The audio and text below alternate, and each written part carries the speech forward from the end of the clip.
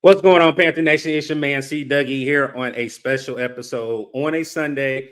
I know everybody's like, "Does live on a Sunday?" Yes, we're live on a Sunday. Training camp is 2 weeks away, everybody. I cannot wait to get into the debt, talk about training camp, hot topics. Um, Everybody's talking about Bryce and the boys working over there on the West Coast. Then you got DBs, JC Horn, and Lathan Ransom working together. The hype is real. Like I said, the title is "Believe All the Hype that there is out there about the Carolina Panthers." I think the table has turned, the leaf has turned. I think it is our time now. A lot of people are saying we're not the laughing stock of the NFL anymore. And the guest that we have on is not in America right now. He is up north. I call him the up north neighbor. But if you guys do not know, he is one of the OGs of the Panther content world. And I'm gonna bring on Mr. Phil from the Panthers Post. Go ahead and tell the people what's up, Phil. What's up, Doug? Literally, what's up, Doug? That is the name of the show. You are the man with the plan, and you got the man with the hype. And calling me an OG makes me feel like an OG, an old man. I'm father of two, touching 40 almost. And that feel I gotta say, there are guys who've been doing this way longer than me, but it feels like a while. Every year covering the Panthers, even as a fan, I've been doing it longer than my kid has been born. Let's just say that. And he's only 4. Started when Sam Darnold got traded for, and I was like, I'm in Toronto, Ontario, Canada. So north, not so north. You know, it is, I think it's 109 degrees right now where I am. It is hot. But it's a humid hot. It's not like a Texas dry hot. I've been to Austin where it feels like 45, but it didn't really feel that bad. I could breathe. No one talks about the Panthers up here. And so now they are a little bit, because Chuba Hubbard is from Edmonton, Alberta, right? Which is kind of like the Texas of Canada in terms of Cowboys. They have the Calgary Stampede that's on now. And, we're talking a little bit more about the Panthers these days, though. But I'm not taking credit for it. But we're up here in Toronto putting it down for Panther Nation. Yes, sir, man. I definitely appreciate you pulling up with me. Like I said, Phil and I this is not our first time collabing. I actually went over his channel and we did a collab about draft picks. So why not have Phil over here at What's Up, Doug, and pull out the red carpet and we talk about training camp. Again, like I said, the hype is through the roof. Like, drafting Ted McMillan, then, the resurgence of Bryce, hate him, love him. Seeing what Dan Morgan, Brent Tillis, and Dave Canals have been able to do with the offseason acquisitions. Like I said, it's a great time to be a Panther fan. I think, again, like I said, when I opened up, I think the leaf has turned. And like I said, let's just go ahead and get into it. We have a couple people in the chat. Tar Pit Podcast, definitely appreciate you guys pulling up. Rap Star Game, that's Clay. He's another Panther content creator. Definitely appreciate you pulling up. Auntie Donna B is in the chat. She said, "What's going on, nephew?" Mine, Big Sarge, like I said, he's not a sergeant, he's a warrant officer. Coons, so definitely appreciate you pulling up. He's a Bills fan. One of our mods, DJ Spence, aka Austin Wright, definitely appreciate you pulling up. Monet, what's going on, my guy? Rod Jones, he said, "What's good, Dougie? Fresh and good to see you." Canadian PP, keep pounding. Appreciate you. So, before we get into it, let's go ahead and shout out our sponsor, because I know Phil has the kiddos with him today. So shout out to our sponsor, SeatGeek, over here at What's Up, Doug. If you're a first-time user, use the code What's Up, Doug on SeatGeek for your first ticket purchase. Again, you guys know how we do about it. If you have a family member that does not have an account, tell them to go ahead and sign up. Use the code What's Up, Doug. You get $20 off right now if you use the code What's Up, Doug on SeatGeek. Shout out our sponsor, SeatGeek. You got sponsors? That's amazing. Yes, sir. If I'm an OG, you're doing way better than I am. You got sponsors. That's a totally different thing. That's crazy. Good job. That's awesome. Supernova Moore, appreciate you pulling up on this Sunday. Dig it. Hello, Doug and Phil. What's up? My guy Jackson, guys that we had come on as well. He said, "Let's effing go." Appreciate you for pulling up, man. So let's go ahead and get into it, Phil. The burning question is the quarterback. And basically we have a question on the slide. Only video that I have, because again, I think the hype and the talk this week has been Bryce Young and the highlights that him and the guys have been doing over there on the West Coast. And the question that I have is, will year 3 finally be the season Bryce can silence the haters and prove to be the franchise? So, Phil, how do you feel about that question? And outside of Bryce, with our quarterbacks heading into training camp, obviously you have Andy Dalton, Jack Plummer, and the rookie Ethan Grambers. But outside of that, how are you feeling about our quarterback position going into 2025 season? I feel with Bryce, I think I've said this before on the show. He is like, that spoiled rich kid. Not saying he is rich, but he it seems like he hasn't felt any adversity in his life. And from high school at Mater Day, which is a powerhouse, just bulldoze guys. Mhm. Alabama, we don't need any introduction or any description of what Alabama is, and then just steamroll dudes. And then going to the NFL with what looked like the best situation for a rookie quarterback. And in fact, it turned out there was just too many cooks in the kitchen, too many guys from different philosophies, different coaching trees, all mashed in there. And the opposite of what we had to deal with Matt Rule. It was just all NFL guys, but from everywhere. And it was just too many cooks in the kitchen. That is the term we heard enough times when it just didn't work with Frank Reich and company. And it seemed like for the first time he had a little bit of adversity. And then a brand new head coach, Dave Canales, offensive guy, the quarterback guru, the pressure's on.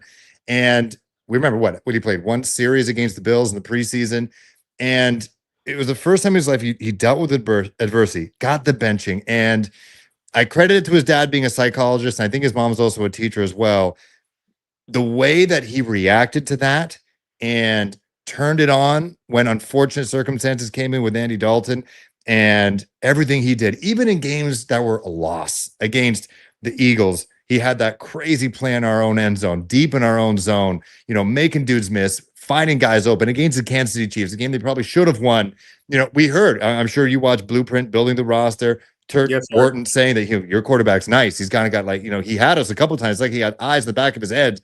He is, it looks like that time to just sit back and let Andy do his thing and just kind of slow the game down, realize hey, this is the first time probably in his career he got to sit down and really just watch the game materialize. And he was doing scout team offense. I'm sure he's never had to do scout team offense in his life, Correct. and just had the game slow down. And it looked like it really, really paid off, even in losses. And then in wins, particularly, in the one against the Atlanta Falcons, it looked like he was in the zone. And I was watching that game like everybody else watching right now. And not even Panthers creators, because we know, that's why you have a channel. That's why I have a channel. That's why Dunk has a channel. PNP, national media doesn't really talk about the Panthers much. And then you started seeing the Dan Orlovskis and the Mina Kimes out there talking about, hey, this guy was unconscious against the Falcons. And the Falcons has something to play for.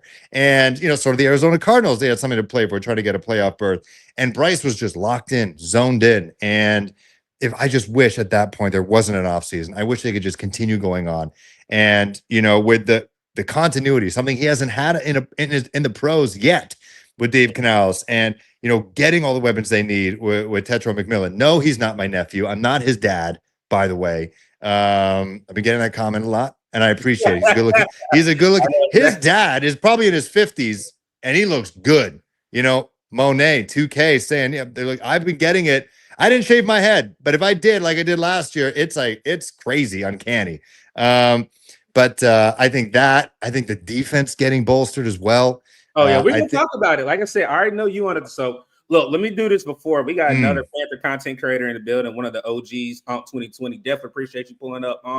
Hopefully you stay around. We are going to have an open panel when Phil has to jump off. So if anybody wants to come up, talk about from the beginning to the end, we're going to go through every position group and talk about the battles with training camp again being almost 16 days away. Football is officially back. I know we have the Hall of Fame game here at the end of the month, but it's what a perfect time to go ahead and jump it off at the beginning of July to go ahead and talk about training camp. So let me see what other comments. Side note, that's not me passing gas. That's the door creaking. If anyone watching, that is not me. That is the door. That is Right. Jones said Young has to hit those deep throws this year. And I honestly feel like one thing I think the thing that Bryce has to do is the accuracy. He has the arm. People said that he cannot have a big arm. He doesn't have a big arm. Again, I'll pull the highlight up whenever we're talking about it. One of these throws is over 50 yards. I understand this is not with pressure in his face, but people said Bryce Young did not have a big arm. And shout out, I cannot forget Carolina Blintz. For this clip that she did post on X over the weekend. But again, for me, I honestly feel like Bryce has the arm. The accuracy is Look at that. Look at that one pass. Yep. And who was that to? Was that to, that wasn't to who? Jimmy Horn. That was a Jimmy Horn. Okay, that guy. I think he's gonna what do we get him in the 6th round, 7th round? He's gonna be a difference maker. He's got a superpower that none of the other guys have right now, and it's gonna be as long as his hamstring stays intact, we're good. What's going on, Easy? And then let me see, Phil. No, like I said, Phil already said that's the door. So let's go ahead and go to running backs, and I'm gonna jump to running backs because the question that I think we need to answer is: do we have another set of double trouble in Carolina? For me, being a Panther fan, my first running backs was Stephen Davis. I remember Stephen Davis. I understand the Deshaun Foster era. He hates me. I was young, but understanding the game, that was my first running back, and I fell in love with Stephen Davis, even though he was on the back end. But now when you have two running backs that had 1,000 yards, then you bring in a Trevor Etienne that can possibly be that third back. You have a three-headed monster on this room now. And also, like I said, we do have Raheem Blackshear, who's a special teamer, but I think he will have competition and will be pushed with some of those wide receivers trying to get on that roster as well, along with Trevor Etienne. Then on the back end, you have Kyron Lynch Adams, Amani Bailey, and unfortunately, we do know that Jonathan Brooks is on the season and then reserve list for the year, so he would not be suiting up in that black and blue. But for me, I think just like we had the offensive line be our strength last year, this running back room is a strength now. True Carolina football is ground and pound. The mantra of keep pounding comes from a ground and pound mindset. Adding another weapon like Rico Dow to what we already had with Chuba Hubbard only is going to help Bryce Young. It lifts that weight off his shoulders that, hey, you don't have to do everything. Again, like I said, we're seeing I'm still here. Yep. Like we're seeing it that Bryce has that aura or that Alabama Bryce that everybody wanted him to have. Bryce Young is officially, he never went anywhere, but I feel like he has confidence. Coaching staff believes in him. They see that they're building a roster around him. They have the Great Wall of Carolina on that front five there now. So for me, I think adding another running back and another 1,000-yard runner to go along with Chuba Hubbard, I'm not mad at this because, again, when we need to actually have a run game and Chuba gets tired, Rico Dow is a different type of back. I understand people say they are the same back, but I think Rico Dow brings more in the passing game that Chuba does not, even though Chuba has developed that with the Judge machine. Go ahead, Phil.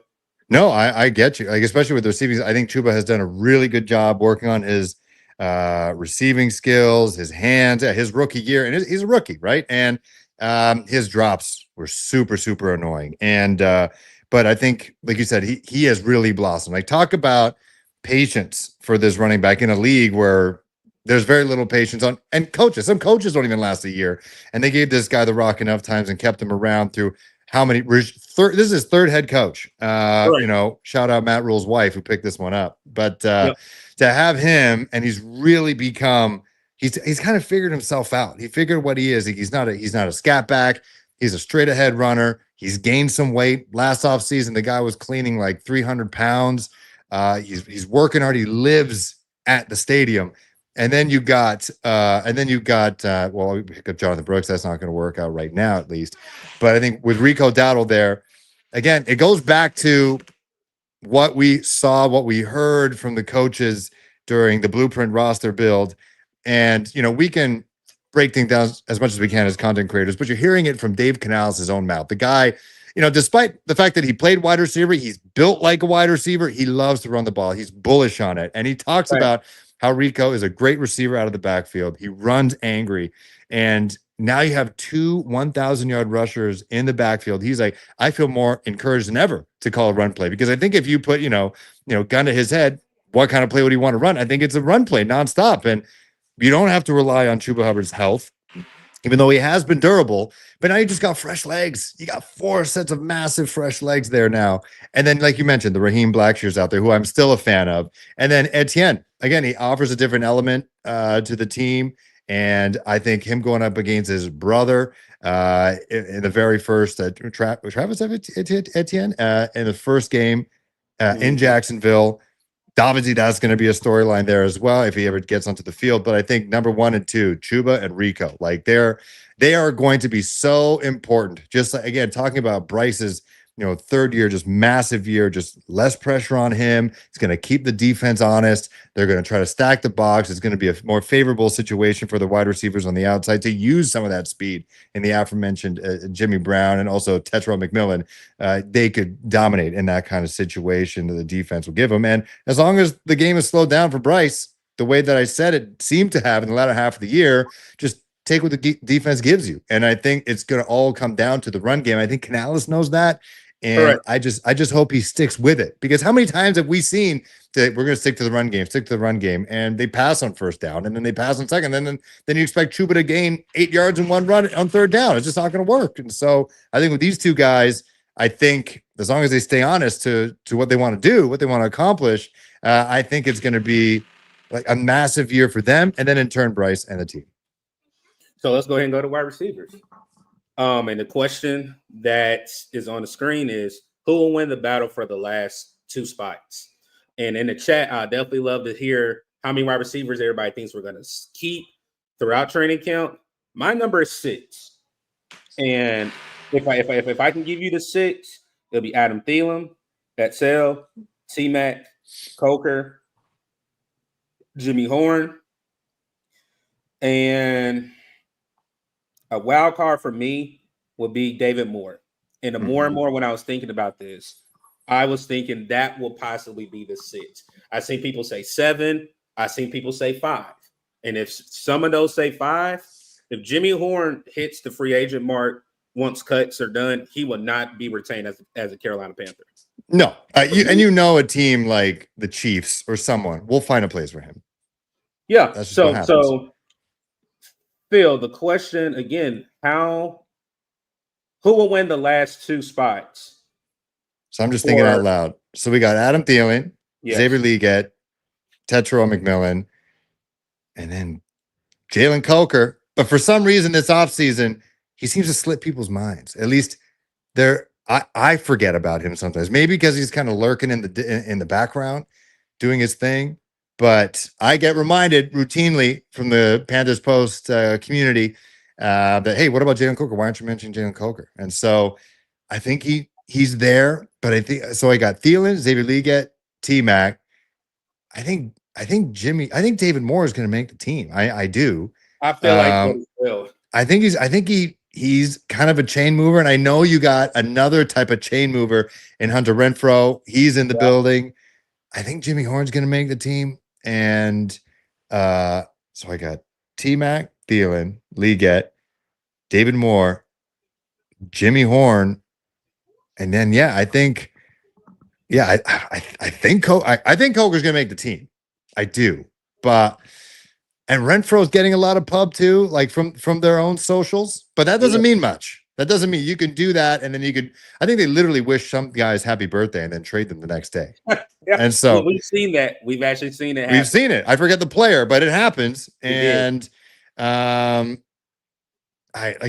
be a fierce battle. Like I wouldn't be surprised if David Moore gets cut in favor of Hunter Renfrow or a Jimmy Horn, and they wanted to keep Jalen Coker, and then they get the other guys like a Kobe Hudson and put them on the practice squad. But I just seeing what we all saw, the Keep Blitzing video on the Instagram of the photographer. I totally forget his name, but David Moore's there putting in work too. Like he's there. He's building that chemistry. He was over there in the West Coast too.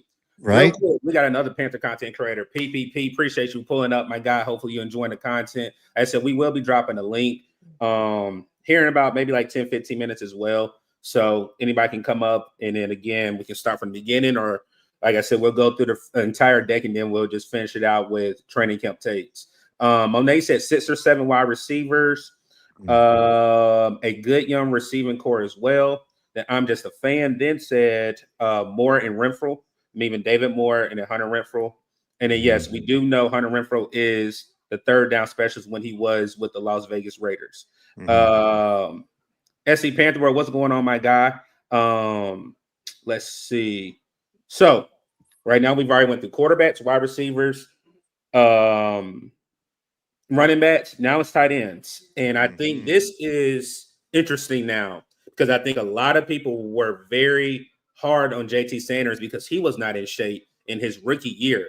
But I mean, you've heard Dave Canales say, even in the blueprint and even on the last presser, that he's in so much better shape coming into year two being a pro. But I like Mitchell Evans as well. With Tommy Tremble being down, I understand we gave him that new contract. It's been injury after injury with Tommy, but I don't think there's going to be a bad drop-off with JT Sanders and Mitchell Evans being our tight end. I do think Tommy Tremble starts on the PUP list in the beginning of the season, so missing 4 games.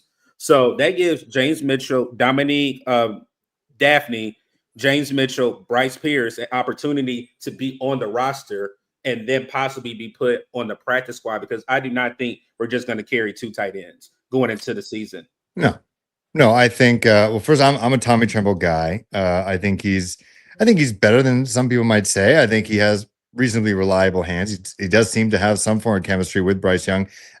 We go back to that Atlanta game. Bryce knew he was going to catch the ball. He threw it right into the middle of the numbers. Bryce was cocky enough and felt good enough. He turned around to the camera, did the whole Steph Curry thing, and Tommy Tremble caught it. Like he has that good chemistry with him. Jatavion Sanders, yeah, it was unfortunate. He has so much promise in his rookie year, but he had that neck/concussion situation. I was really excited for what he brought. I thought he brought a little bit of a more athletic dynamic than Tommy Tremble. Hence, we saw that with the hurdle. And like you said, it does seem like he's putting in the work. He was also in that video with them with Bryce, getting the chemistry down. Mitchell Evans as well. Coming out from an ACL injury with Notre Dame. I feel like I think with tight ends. What I keep referring to, like Daniel Jeremiah, you've been to the Senior Bowl, you've been to the Shrine Bowl, you probably talk to these guys. They talk about how tight end is one of those positions that takes a while for these guys to learn. They're not always instant impact, and not everyone is going to be a Brock Bowers right out of the gate. And so Mitch Evans, I think, while he's a big body, massive body wide receiver, I think we should reduce expectations. I think he's going to make the team, but I think he will definitely be used. I think he could be just an end zone threat type guy, but I see him contributing. But yeah, him, JT and Mitch, and then Tommy Tremble, you can say on the PUP list. I'll be honest, I haven't seen the other tight ends. I haven't either. Yeah, and so no one's going to be at training camp. No fans are going to be at training camp. So again, we're at the mercy of the beat reporters and the social media team. But we'll see if anyone comes out and shines. But they kicked the tires at that Coastal Carolina basketball player. That didn't work out. But I think JT, he must have heard, hey, you were injured last year a little bit. That's not your fault. Get in shape. And it's next man up mentality. He's the most experienced tight end right now in the building with Tommy Tremble out. And so it's his job to lose. And that's a great thing. Pressure builds diamonds, as the most cliche thing ever. But, they drafted a tight end because they need help in that situation. And so hopefully he steps up, and I think he will. I rated a couple of comments. Rock Jones, look, I'm looking rough. Like I said, I'm gonna tell you guys the reason why we did it. A preview today. Most people do know I'm going on military leave starting on Thursday, so that's the reason I want to go ahead and jump in on training camp because I'll miss most of training camp, but we definitely gonna come out with a bang in August. So, but yeah, that is the nickname, the Polo King over here. So yeah, you're a polo guy. You like polos? I love polo. Just got 5 when I was in Chicago for my birthday trip. So yeah, nice. Like I said, I am a. From where? Maybe you get another sponsor. Where'd you get that now? Polo. Yeah, I don't care. I'll have polo down every day. Like the Ralph Lauren polo, or like what kind of you are you a Uniqlo guy? Not Ralph Lauren. Okay. Ralph Lauren. So again, like I said before this, if you guys do not know, this is Panthers Post. Phil Perkins. Again, he is our Canadian Panther biggest fan. Up there doing great things. I do hate he wasn't able to come home, meaning North Carolina, for the Stanley Cup, because I know we were He was rooting for, the matchup. But again, like I said, Phil does great things, and I cannot wait to actually physically meet Phil at a Panther. Yeah, one day. I'm trying to work it. I'm turning 40. And so their thoughts right now, like how to ring it in. My brother's a Seahawks fan. I'm a Panthers fan. We have not missed a Panthers Seahawks game. And they're playing in Charlotte in December. I think on the 27th or 28th. The date is to be announced right now because that's one of those flex games. It's later in the season. And it might be tough because he just had his first kid. I have my second kid. It's their first Christmas.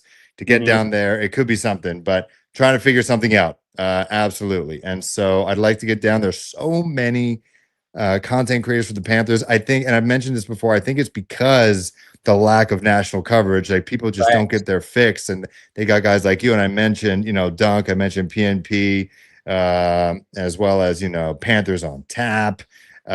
Even like guys like Edgar Salmingo, who doesn't have a show, even though he friggin' should have a show. He's on everyone else's show and on X. And just if we were to ever have there have been content creator get-togethers during training camp hosted by PNP, but I can never make those. And so one day I hope to make either a game or a training camp or something to meet everybody because it's nice to have people so like-minded and so dialed in on this team.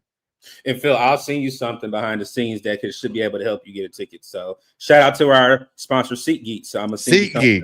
We have SeatGeek up here. It's pretty good, but I always have to convert it to Canadian. I'm like, oh, $10. Oh, actually, just $25 Canadian. That's okay. So I'm gonna look out for you. And then we got another Panther content creator in the chat. Clay, like I said, Clay Rapstar, the Rapstar game. He said, Doug, do you need some money? No, like I said, I got to get a cut before I head out here Thursday. So I'm just roughing it up right now. I'm definitely roughing it up right now. And then, Auntie, it is a Etzel. I am a Etzel. All right, offensive line. Let me take this comment down. Do you believe that this unit can be another top 10 unit? If I'm not mistaken, they were number 8. We retained everybody. The thing that I hope this line can stay intact for a total of 17 games, which I know is not going to happen. When Damian Lewis went down, there were, things here and there. Icky missed the game. I'm not sure if Taylor Moton missed the game. I don't think he did. I think he may have, didn't he? I think he may have missed one. Maybe. I think it was towards the end. I'm not sure if he did, but I know he was injured. Then when you look at the center position, Robert Hunt even missed the last game, which was the Atlanta game. So for me, I really do want to know, with the coaches that we have in place, with the offensive line coming back, can they repeat being a top 10 unit, Phil? I guess it goes just down to, like as you mentioned, health. As long as they stay healthy, I think the continuity there, and that is something that we have not known as Panther fans for quite some time. Is like you said, they retained everybody. They're the same offensive line coach, same quarterback, same offensive coordinator. So I think as long as dudes just stay healthy, I think it's going to be good. And who is center right now? Is it Cade Mays? It's a battle right now. And like I Brady said, Christensen? Yeah. So Phil, who would you rather have? Would you rather have Brady, or you'd rather have? I mean, not Brady. Would you rather have Cade Mays or Austin Corbett be your center? The way Cade Mays came in and took over that spot, do you keep the center and quarterback connection, or you go with the veteran? Because we also have to remember that too. That is something big where people don't understand. Yeah. The center and quarterback connection, calling the leadership of that. But Austin Corbett, which they said he will be a better center in the league, but injuries is what plagues him the last 2 years for the Carolina Panthers. Yeah, what, he tore his tricep or something like that? Like those soft. It was in the leg. You remember the leg? He tore something in the same leg. Right. But then he tore something in his knee. And then didn't he hurt his arm and he was out for the year? Or was that Brady Christensen? Who was? Someone tore something in their arm. That was Christensen. Okay. So Corbett, as long as he can stay healthy, but like as I mentioned before, I wish we didn't have the offseason and this upward trajectory of the team didn't just get stopped abruptly by the season just ending. But there's a reason why every time they bring in another center during a broadcast, they show him working on snaps with the quarterback, because that connection is like, talk about chemistry. There's the quarterback wide receiver chemistry, then there's the center quarterback chemistry. And if Cade May is the guy, and he's been versatile, like there's a reason why in previous episodes I said I wouldn't be surprised if a Cade Mays or Brady Christensen gets traded into a team that needs more offensive line depth or like a legitimate starter for safety help or corner help or anything like that during training camp, during the preseason. I wouldn't be surprised because they're that valuable. I think if Cade Mays is the guy, then like they're gonna have to battle it out with Corbett. Like I think the way Dave Canales approaches it, it's a meritocracy. It's not about who you are. You know, we saw that clearly. He benched their first overall pick for the Red Rifle. So I wouldn't be surprised if Cade Mays is the starting center entering week 1 against Jacksonville. But hey, if Corbett's healthy, like you couldn't think of a better backup along with Brady Christensen. But I gotta say, I might have to boogie though. I hear the wife yelling. She's moving past us. I know. Hello, nephew. Hello, Red Swarm. I'm seeing all these. Yeah, so many people chiming in. But I think it's going to be nice. And again, I think these guys, one last thing I'll say about the offensive line, I think they're, especially guys like Ike Ekwonu, their strength is run blocking. And I think the fact that they got 2 running backs and they got a coach, it's like run thirsty. I think it's only going to mean good things for this team going forward. And this offensive line, just like beat dudes up, beat bullies, especially like, I don't know how many times do we see Robert Hunt in space just knocking dudes out. And I can't wait to see that. So, Phil, you got to go. Definitely tell everybody where they can find you at. Again, we will have you back on. Not the rest of this month, but between August and September. So definitely tell everybody where they can find you at. You can just type in Panthers Post on YouTube. You can find me on X, at Panthers Post 1. On TikTok, just type in Panthers Post. On Instagram, Panthers Post. Type it in. It's there. I'm on parental leave. You're going on service for a couple of weeks. I'm on parental leave for the rest of July. So I have no work. And so normally I have to I bring up and tear down my studio every time. But now I'm in one place. I'm putting it here.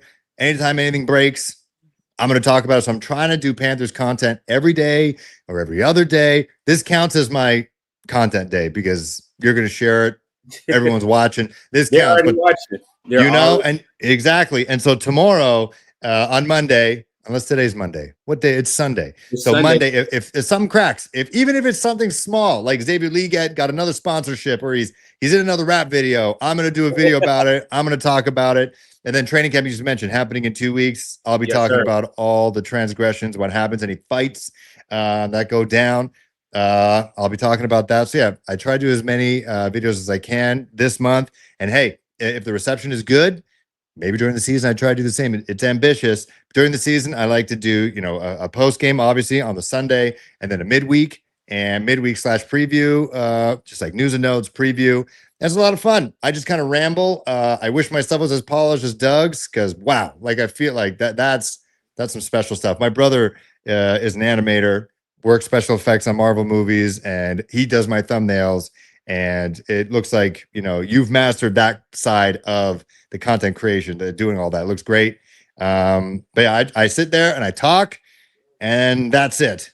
And I appreciate you, Phil. Like I said, I'll definitely text you once we end the live, but I definitely appreciate you for pulling up again. We do know all eyes are on us, and you know what I mean when we talk behind the scenes. So again, if you have not subscribed, his link is actually on the hyperlink of the title of this on the YouTube side. And again, I did tag him on the X side as well. So I appreciate you. Go ahead and take care of the family, and we'll be chatting, Phil.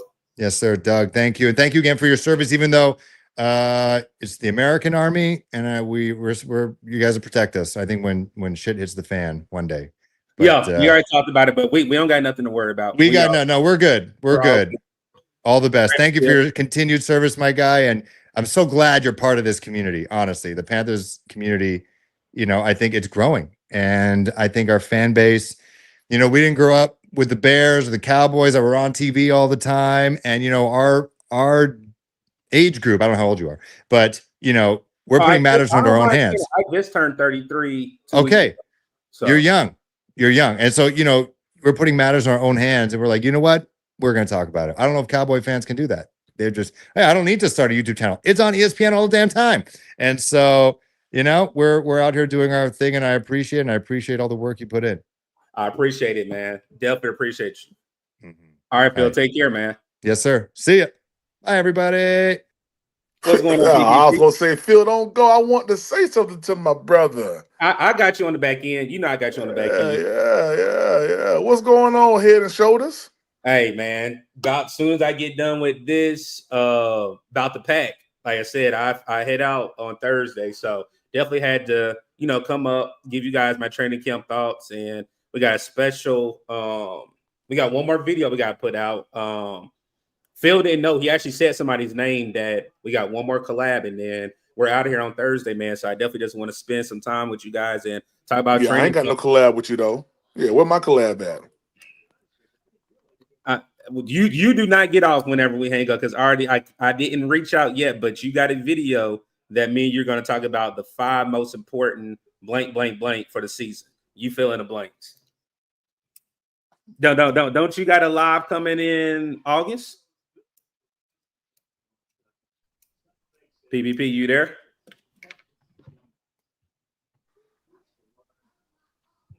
Bad, my audio keep going in and out. Can you hear me? Yeah, I was saying. I said, don't you got a live in August? Yeah, you going in and out. Yeah. PvP. I got my schedule. Okay, right there. Yeah, Keep it right I got there. my schedule Keep release it right coming there. out. Keep it right there. We're gonna be good. Keep it right there. Keep it right. Okay. Yeah. I got my schedule release coming out, man. Yeah. But Alonzo, what's going on, my guy? Like I said, if anybody wants to hit the link, we are gonna have an open panel. Again, I'm not gonna keep everybody. It's a Sunday. I know it's coming off a holiday. Everybody's trying to get those feet up. So if you do want to hit the link is in the chat. I'm gonna jump on my computer, Dougie. I'm gonna jump on my Okay. computer. Yeah. Okay. All right. And then Dylan, I already collab. I don't know if you want to collab, but I've already collab with FPFO. You already know JJ's my guy. So if you guys want to come back on, y'all know where to find me at. JJ got my direct line. So if y'all want to come back, you already know what it is. So to continue, we're now on the defensive side again. Offense, quarterback, the question that's at hand is will year 3 finally be the year that we see our franchise quarterback out of Bryce Young? Then for running backs, can this room produce 2,000 yards with the running backs that we have in this room? Not just 1,000-yard rushers, which I don't think we'll have, but I do think this room is capable of having 2,000 yards. Wide receivers, who will be the last 2 spots? And I know PPP, he came out, but PPP did post something yesterday about how he feels about the wide receivers for those last 2 spots. Tight ends, how does everybody feel about JT Sanders and Mitchell Evans taking over the reins, with Tommy Trimble possibly missing 4 games to begin the season? And the offensive line, the Great Wall of Carolina.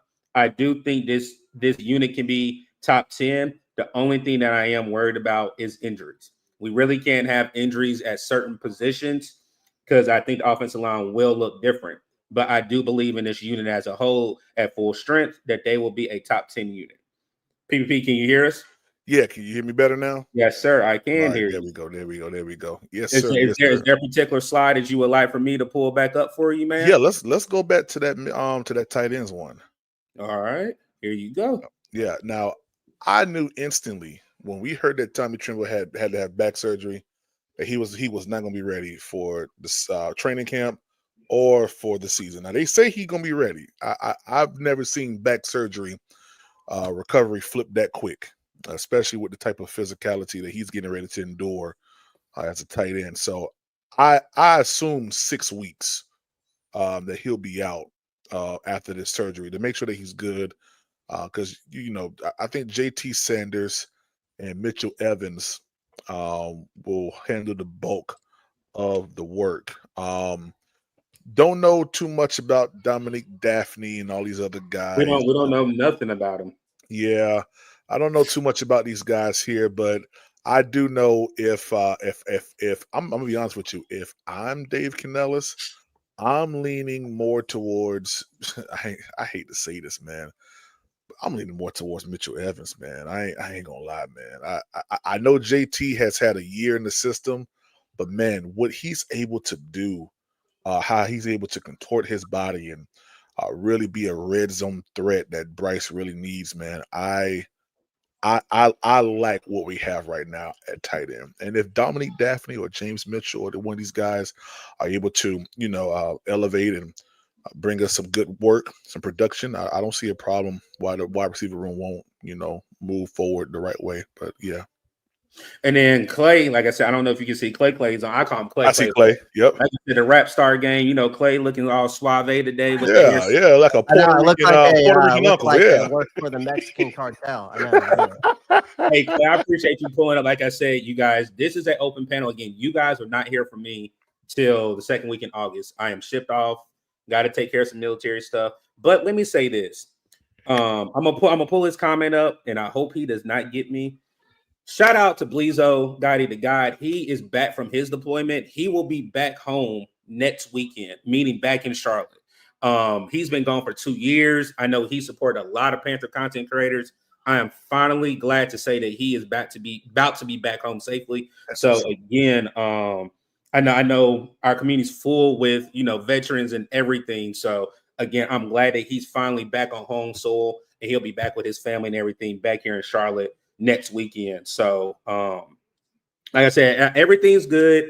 Nothing's really too major, but we just got to do this little service and then we'll be back. So I just want to bring you guys some training camp takes, collab. Like I said, this is an open panel. We're not going to be up here long, maybe an hour and a half. So we got maybe about another maybe 40 minutes and then we're going to get out of here. Again, my guys over at the Tar Heel podcast, I appreciate you guys pulling up.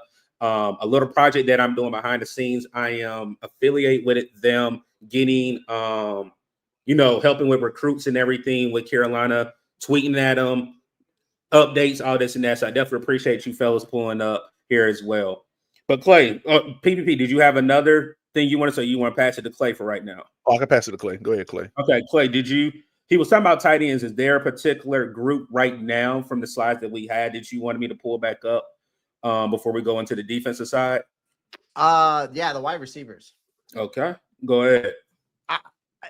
So y'all were talking about who your 5, 6, 7, whatever the case may be. Mm-hmm. I think a lot of people are sleeping on Hunter Renfrow a lot.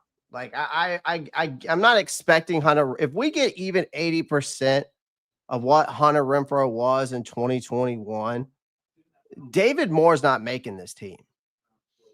Okay. Because one thing is that Hunter Renfrow brings to the table is something that really that Hunter Renfrow does. And the number one thing I would say is Hunter Renfrow is also a special teams guy. He can do more on special teams than David Moore can do. We saw that. You go watch his Vegas tape. It's legitimate. I also think that I think Renfrow brings more versatility in the route running tree. And I also think that he's a guy you can rely on in the red zone and also a guy you can rely on third downs. That's what he was known for when he was coming out of Clemson. And so if I'm picking my 6, I think it's going to be 6, but I think Coker's getting highly slept on this offseason as well. I think he's a guy that could end up being a breakout. I think between him and Leggett, they're going to be fighting for that. Actually, I would say it's going to be more Renfrow and Coker going at it for that wide receiver 3 or 4. I mean, Thielen, I think Thielen's going to have some production, but I don't think he's going to have as much production as everybody thinks he's going to have. We're talking about a guy who's turning 35 years old, 34, 35 years old. He can't keep it up at that pace. Father Time is going to hit him sooner than I think a lot of people think. So I just think that Renfrow could be that guy that could end up being what Thielen was, a safety net type of guy. But I just don't see David Moore making it. I see Jimmy Horn making it because of the special teams as well, plus the speed, a guy who can take the top off a defense. That's what type of Jimmy Horn can do. You could see him line up in the slot, but I just don't see David Moore making it. I just don't. So PPP, before I go, do you want to talk about your list that you posted on? Absolutely, Okay, Dougie. go ahead, and then I'm after you. Go ahead. Okay, yeah, absolutely. So, I'm one that believes that the Panthers are going to have 7 wide receivers, and I'm gonna tell you why. When you look at the production that Adam Thielen, um, Xavier Legette, Coker, David Moore executed last year, there's not anything that indicates to anybody that there's going to be any type of, I would say, setbacks from the organization standpoint of looking at who they have. I think, on the other hand, that this is more of an addition. So you're adding to what you had last year. We're not trying to remove and replace.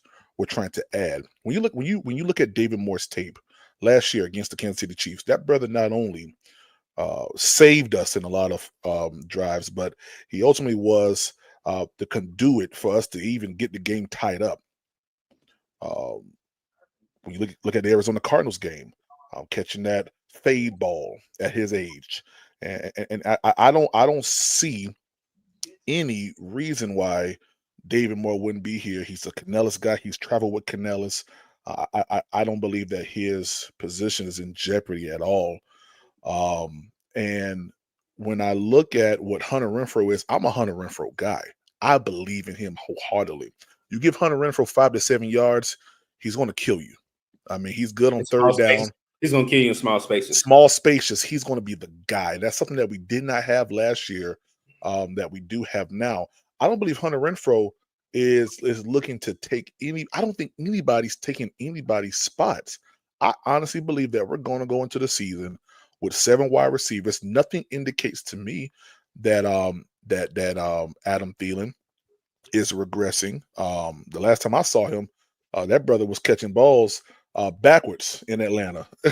you know, and just the only thing that may happen, I believe, is we get Ted McMillan going a little bit more. You know, he's going to fully maybe go into that wide receiver 1 role, which may reduce the amount of passes to Adam Thielen. But I think this is a play for addition, not replacement, when it comes down to the wide receivers in 2025. So I firmly have us having 7 wide receivers on the roster.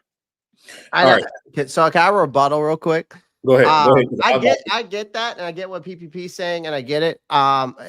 It's hard to disagree, but I here's what I'm saying is I don't think Thielen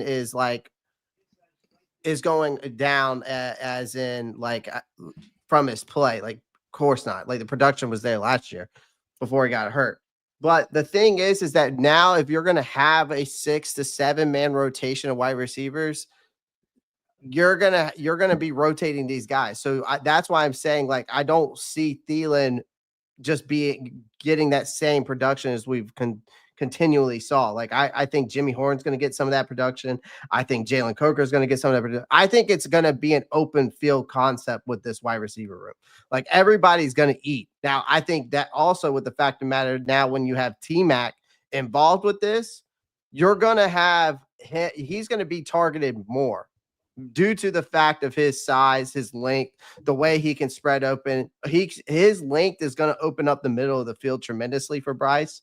I've been saying that for years, that we've always needed a tight end or a big time wide receiver to open up that middle of the field. And that's what Bryce needs, because what does Bryce love to do? He loves to throw over the middle of the field. You go watch his tape in Bama. They did it a lot. So again, I just think that, not from I think Adam Thielen's going to take a reduction from a age standpoint. I do think that even though his age is going to play a factor due to the fact of that, because again, we see these guys who turn 34, 35, just they take a downhill. Now, this might benefit to him now, because due to the fact of how many wide receivers we have on this roster now. Right. And another thing is the reason why I'm leaning towards more Renfrow than David Moore is because of the fact that even Adam Thielen came out and said, I'm learning things from this guy. So, when you hear that kind of fact, that also factors in. I just don't see Here's the reason why I don't think David Moore makes it. If it's between keeping an extra linebacker or a defender on this defense or picking David Moore, I'm taking that defender because of what we saw last year. Yeah, hold on, PP. Let me jump in because okay. I'm gonna jump in real quick. I'm gonna pull this slide up, and then I'm gonna jump right back to wide receivers. Okay. If you're keeping 7, and I know you like Dougie, you doing this on purpose. Yeah, you are. But we're gonna talk numbers. Obviously, Chuba Hubbard's not going anywhere. Rico Dowd's not going anywhere. Trevor Etienne between Raheem Blackshear would be your 3 running backs, with Jonathan Brooks being on the season end. He won't count towards the 53-man roster because he's not going to dress. Right. So you're telling me if you're keeping 7, your guy, Raheem Blackshear, will be cut. So then that's 7. So then you're keeping 3 running backs. That's already 10 right there on the offensive line, offensive side of the ball already. So then I know I said David Moore. I understand the whole thing with Hunter Renfrow. I think it's going to come down to special teams. Who does better in practice with returns? And they've also stated in interviews, you have to be able to block. You're going to be able to return, and you have to win those reps on special teams. That goes for Jimmy Horn as well. Because, again, when it comes to punt and playing punt defense, we're going to need those speedsters to go down. And that's where I think Hunter Renfrow, David Moore, and Jimmy Horn. I think Jimmy Horn only has because of that speed factor that he has. But I'm okay with 5 or 6 because I do think Trevor Etienne can help on kickoffs or on punt returns. And again, I understand PP. We've had this back and forth about Raheem Blackshear. I just think it's time. His time is up. But that means he can still be on the practice squad.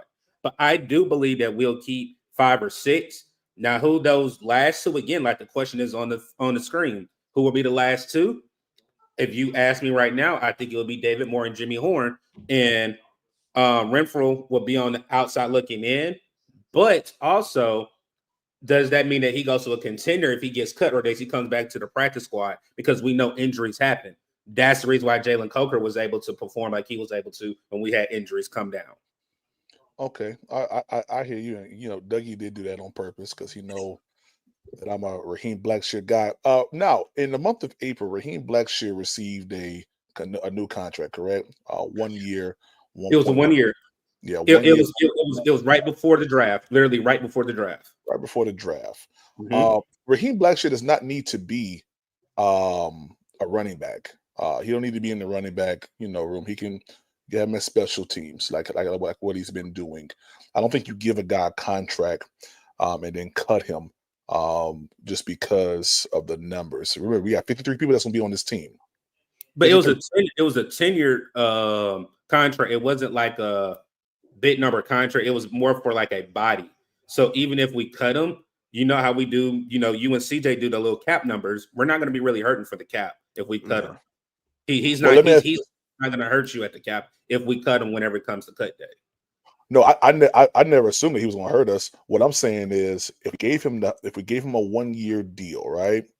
Who else are we going to put back there at punt return? If we do, Trevor Etienne, you can use Hunter Renfrow. Either one of those guys. He did it at Florida before he went to Georgia. Jimmy Horn is there, and David Moore has actually been taking. I know, and you've seen it, PPP. He saw it during training camp last year. David Moore was taking some kick returns and punt returns because on that joint practice, Blackshear was on the sideline and David Moore was taking most of the punt and kick returns. Yeah, that's because we could also put Leggett in that too, because now with the whole map, because the thing is, when you go watch his tape at South Carolina, he was basically another Deebo Samuel, just bigger size. Yeah. So if Raheem Blackshear is cut, I'm going to send Clay a steak dinner. I'm going to send Dougie some Head and Shoulders. Man. All right. Because I honestly do not believe that Raheem. I think Raheem Blackshear is going to make this team. I'll leave it right there for right now because there are 53 people on the team. I do not assume that we're so capped off. Look, I mean, okay, so offensive line, that's 5, right? 5 right there. You got you got 2 quarterbacks. You got 3 running backs. Okay. Okay. You have some wide receivers. Okay. So how much is that right there? So you got 2 quarterbacks, 7. 3, that's 5. You said 7. Mhm. You are at 12. Tight ends, you taking 2 or 3? I'm taking 2. I'm taking 2 right now. So you have 14 offensive line. How many you taking? You said offensive line? Yeah, you're at 14 right now.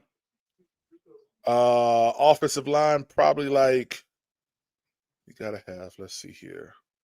I would say at least 2, Taking at least 10. I was just say Yeah. I was gonna say 7 or 8.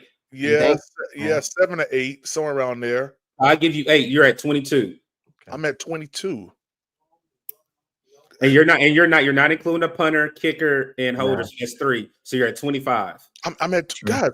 We got some wiggle room to do what I'm saying. We do. I think all this year we're not talking about replacement. I think we're talking about addition. I'll leave it right there for right now. Hold on. Okay, let's do this. So since you gentlemen came up, and I appreciate you guys again. Anybody, it's an open panel. We're on the defensive side of the ball now. Next slide we got is defensive line. Obviously the top is Derek Brown. Then you got Bobby Brown, the second. Yep. For those that don't know, Or the third, Bobby Brown the third. Bobby Brown the third. For those of you don't know, Ashawn Robinson is related to PPP. They are brothers. If you need to look, oh man, then you got the rookie and Cam Jackson, Jaden Crumedy, who was blossoming at the end. Unfortunately, I think it was our home game. I think it was against the Jets where he messed his ankle up. Don't quote me, but I know it was one of our preseason games. Obviously, you got Shaw Turtle, LeBron Ray, Sam Roberts, Jared Harrison, Hunt. So the question that I have on this slide is, will the new and improved defensive line wreak havoc in 2025?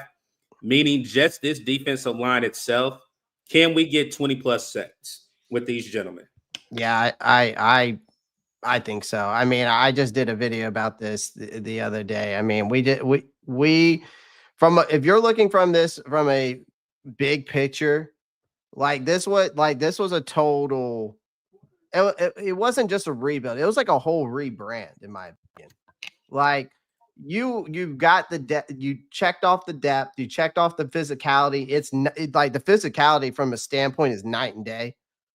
You got a lot of youth upside everywhere. Versatility is everywhere. Scheme fit, I think, is where we're going to see, right? Like I think we did in the free agency and the draft go after guys for the scheme fit. I just need to see it myself, right?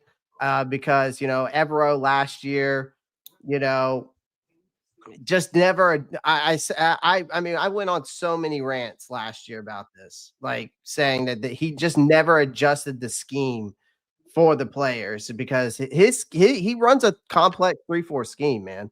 Like it's very complex. So, do I think that this team can have 20 plus sacks this year from a defensive line standpoint? Plus, you've got, Derek Brown coming back. Absolutely. I think that Bobby Brown is going to eat up a lot of space that a lot of people think. I think he's very underrated. Not a lot of people are really talking about him because we actually finally have a true nose tackle in him. Like he's going to control the point of the attack, right? And so he's going to be a guy that's going to shed blocks and that's going to force these other guys like Derek Brown, Ashawn Robinson to get some pressure. I think Wharton, he's undersized, but the explosiveness is there, man. You're talking about a guy who's you watch his tape, high motor, high leverage, pass rusher. I mean, he brings the real juice in the interior. I like him a lot. The best thing that we're going to see from him is that you're going to see a lot of effectiveness on his bull rushes. That's one thing that he, that's where he generates most of his production from. So from the standpoint of these guys, and I love Cam Jackson. I think Cam Jackson's also a guy that people really aren't talking about because you're talking about a guy who's 6'5", 320 pounds, could definitely different body type, different body size. Yeah, you get to learn from Bobby Brown the third, who's another, and this is a guy who's a space eater too. He's just raw. That's the thing with Cam Jackson. He's a raw, but when you watch his tape, because I broke it down on my channel when we drafted each and every one of these guys, because I got game film on each and every one of these guys. Facts. He shows violent hands. He's got natural anchor ability. I love the anchor ability that, again, especially alongside a Derek Brown going on into the future. I mean, you bring this whole defensive line to a whole nother level now. It just, now Evero has the tools on this defensive line. I just need to see him use them correctly. So let me, before PPP goes, one thing that you said, what Wharton had at Kansas City, one thing people are not understanding, you have a healthy Derrick Brown coming back. Yeah. So I'm not saying Derrick Brown is better than Chris Jones, but I put them in that same tier. Chris Jones has Super Bowl rings. Chris Jones can wreak havoc by himself. But when you put more pieces beside a Wharton, and then you, again, like you say, you have a Brown, both Browns, and you have Ashawn Robinson, I don't even think he's been able to hit that level that we're anticipating with this youth movement that we have on this defense. Right. I mean, we haven't even talked about the edge rushers as well that we're going to talk about on the next slide. But hey, go ahead, PPP. Yeah, man. I agree with everything that Clay and you just said. I don't think Cam Jackson is being talked about enough. You know, we've deemed him on my podcast Mr. Lay Down. When you see him come through that hole, you just better lay down. And I think that's going to be the motto for this team. You know, we're going to be in the backfield often, early. We're going to affect the quarterback. We're going to clog up the running lanes. And that's what ultimately is going to affect other opposing offenses. We just have too much mass. That's the Great Wall of Carolina on the offense and the defensive side. And I love what we're doing. Bobby Brown is just like with, I want to say that was Brent Tillis. Bobby Brown is the nose. He's going to be the starter. You know, having Derek Brown and Wharton and Ashawn and, you know, just these guys, man, just Turk. I mean, listen, I saw Turk Wharton's legs. That brother, you can see it in the picture, bro. Like he doesn't miss leg. He doesn't miss leg day. He hasn't missed it since he was 7. I mean, the brother is stout. I mean, listen, if there was ever a wonder, if our front was going to get after the quarterback, it shouldn't be for 2025. It just shouldn't be. We had a small discussion on another podcast. Hey, I know we play multiple fronts, but man, I love to see them boys in the 4 down lineman set. Oh my gosh. Yeah, that rotation. Yeah. Oh my gosh, yo. It's going to be absolutely disastrous for these offensive lines. So I can't wait, man. I just cannot wait. I mean, this might be a hot take, though, too. I think this might be the deepest and most dynamic front Carolina has fielded since that 2015 squad. Because the reason why I say that is when you look, if the scheme fits, the flexibility is endless at this point because this personnel can finally match the plans I think Evero has really been going for with that complex 3-4 scheme. Like it's the deepest we've had in years. Hey, real quick before I continue, my guy, my brother, my co-host, I already know he's out with the wifey. He's in the chat. Hopefully he'll be able to make it home safely where he can come up on the back end. And that's, you know, you guys already know that's Uncle Quan. So I definitely appreciate you pulling up, man. Earl Lockwood, what's going on, my guy? So did everybody answer that question? And again, in the chat, if you guys want to come up, you guys want to answer it as well, we'll pull it up. Can you, and if the number is too high, just say that. But do you see 20 plus sacks from this defensive line going into 2025? I do.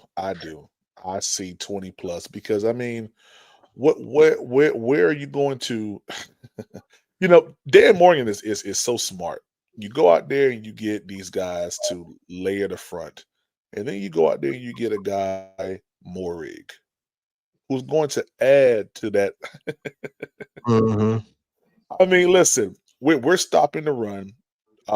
Good luck passing on us because what time will you have? I mean, you're not going to have time. Mm-mm. We're going to be. Quan said 18. He said 18. That's not bad, but I Yeah. at least need to see 20. I at least need to see 20. I'm being honest. Yeah.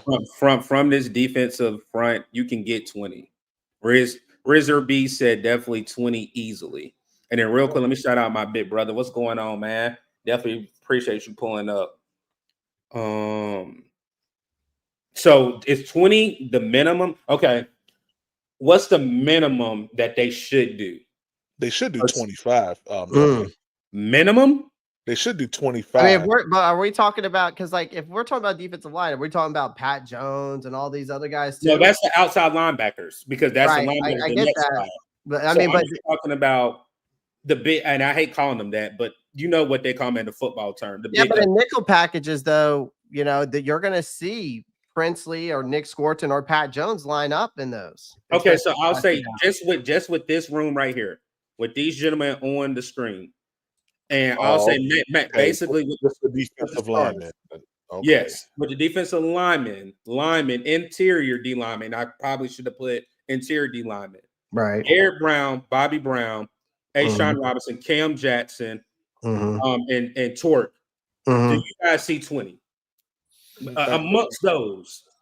Mm. Because again, if you think I would about say it, high Derek teens, said the Dougie, one high thing that he teens. wanted to do was Derek Brown wanted to be having more sack numbers than having tackles for loss. Before he got hurt, he said that last year before the season started. He said he was looking to get more sacks than tackles for loss. Unfortunately, we were not able to see that because he ended, his season ended after one game.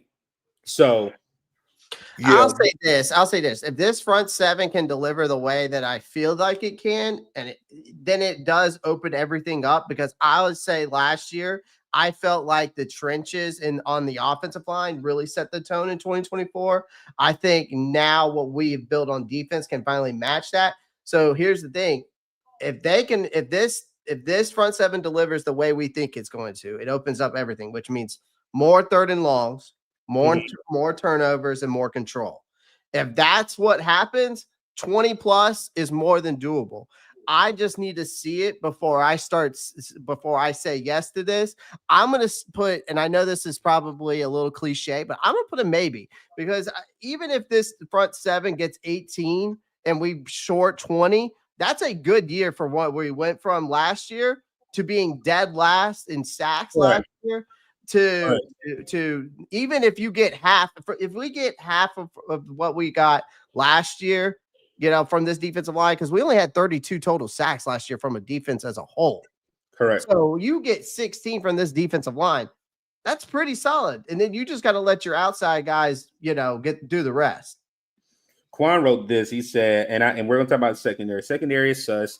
I think the team is going to use a lot of quick passes on us to take advantage of the secondary, especially with Evero playing his guys 10 yards out the ball. And I think I've said this during the recap. That goes on to, I don't think Evero trusted his personnel. That's the reason why. And he hasn't came out directly and stated that. But if you read between the lines, we all are very educated in football knowledge. He's saying it without saying that.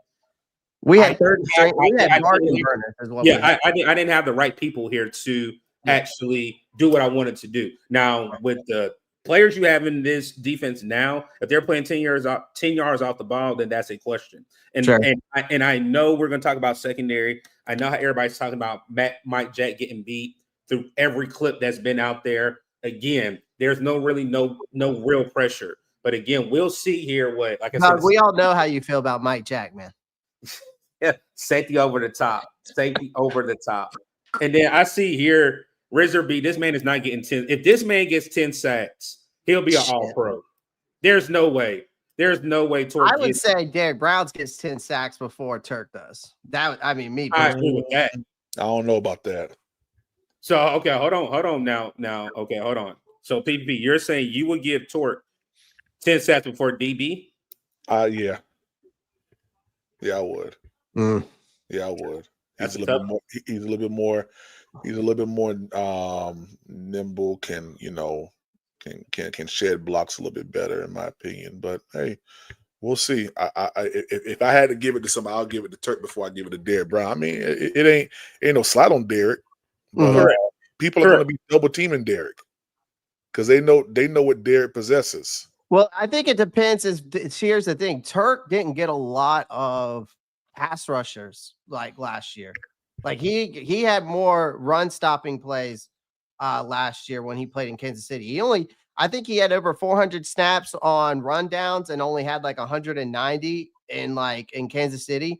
So I think that if it depends on how they use Turk, right? Like if he's getting with the more pass, which is what he wants. He wants more pass rushing snaps. That's why he came here. Because I guess he feels that he can get more snaps that way. I don't know. Turk getting 10 is that's big time, man. Like if me personally, I'd rather see each and every guy get what like Ashawn Robinson got last year. Like 5.5 sacks, 6 sacks. Like if you can have that going across the board on that front line, that's solid as shit. Well, see, look, with that, we can go ahead and go into how our front seven will play, and that's the linebackers, inside and outside. Yep. And this is where I basically said, with the youth movement in the linebacker room, we already know Jadeveon Clowney, old man Clowney got cut. Yep. Can these young dogs step up? Pat Jones and DJ Wanham played together in Minnesota. They weren't starting. They were basically rotational guys. Yes, they got their contract, but that even goes in the inside. Mm-hmm. And I know PPP is going to be like, Doug, I'll take everything back that I said. He doesn't have to worry about a Shaq Thompson showing back up in Carolina. He's up in Carolina North. Thank God. So when you look at it, I honestly feel like Trevin Wallace was coming along before he had his bicep surgery. Yeah. O.C. Jewell never really was fully healthy, but the name that's coming out of the inside linebackers room is Roseboom. Oh, you just heard it throughout the blueprint where they were basically giving him praise. Mm-hmm. I think where it goes back to the reason why we got Trevin Wallace over what was his name? Peyton. What was the linebacker? Peyton Wilson. Everybody wanted us to get Peyton Wilson, but we brought in Trevin Wallace in for a top 30 visit, and they said whenever we drafted him, he was going to be the future linebacker of that room. I think it happened quicker than was supposed to with Shaq Thompson going down with injury. Right. But then you still got Churlis still there on the inside. Yep. But I'm very intrigued with the outside. Yep. I do think DJ Wanham and Pat Jones will start out starters, but I would not be surprised if Nick Scorton is a starter week 1. Or I would say this, by week 3, he's a starter. And I think Princely Yellen will be a bona fide gem that was supposed to get drafted in the late first, second round. Like he said, he's going to make us pay and hit our pockets when it comes to that contract. But I actually love the youth movement, and the youth there is just unproven. And I do think you have a great gel of veterans that are on that interior D line, and you do have guys that are hungry, and a Pat Jones that's glad to be back home and wants the opportunity to be that guy in that room. Mm-hmm. Yeah, I mean, I think that like when you look at these linebackers, I think we took a calculated risk on DJ Wanham. You're talking about a guy who has a lot of upside as a pass rusher, but the injuries are the biggest concern for him, right? Mm-hmm. I think until he's full go, I think Pat Jones, Amon Mielen will see a lot of reps. I think Amon Mielen is a major sleeper. I think a lot of people are really more high on Scorton. I think Princely Amon Mielen, and I this might be a hot take. I think that we might have found, because everybody wanted this guy this all season, and I was one of them. I think we might have found our Josh Sweat in Princely Amon Mielen. Like you're talking about a guy who's a twitchy Florida product, then goes to Ole Miss and was explosive. He's very coachable. He's not the most polished, but I think Princely is a very sleeper off the edge there. Yeah, Josie Jones. Real quick, Clay. I'm going to continue.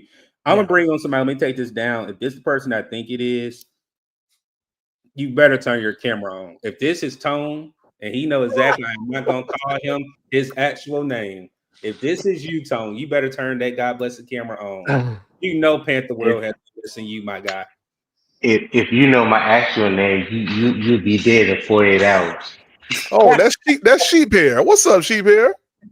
What's up, Bishop? No good. What's going on, Tone, man? It's so good to hear your voice, my guy. Hey man, hey, You should life be lifing, you should dog. That's all I can tell you. Life be lifing, but it's all good though. I yes, was trying to get I haven't had my computer on in a while because we moved. So a lot has been going on. I haven't had it on in a while. So apparently it has kicked my audio out. So nothing is working right now. So I'm connecting with you guys right now on my cell phone. But I've been listening to the chat, man, and I've been trying to get on. But yeah, it's been a minute, man. What's up, everybody? Clay, PPP, All what's right, good? man. What's up, man? It's good to hear from you, man. I thought you was buried in one of them little burrows down there out there, man. You know, Nah, man.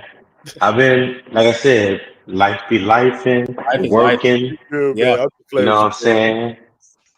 Yeah, So, but I'm on my grind though. What's up?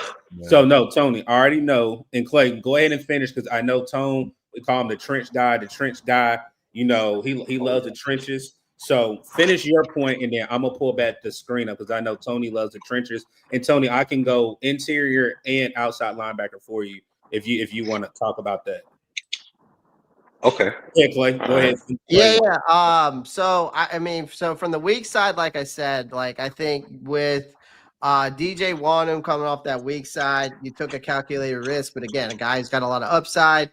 I think Pat Jones will fill that role nicely until he's fully ready to go. And then, like I said, don't sleep on Princely Umami Yellen. Like I said, I think he is the way when I watch his tape, he reminds me a lot of Josh Sweat. So I know a lot of people wanted Josh Sweat this offseason. I could see him being that guy further down the road.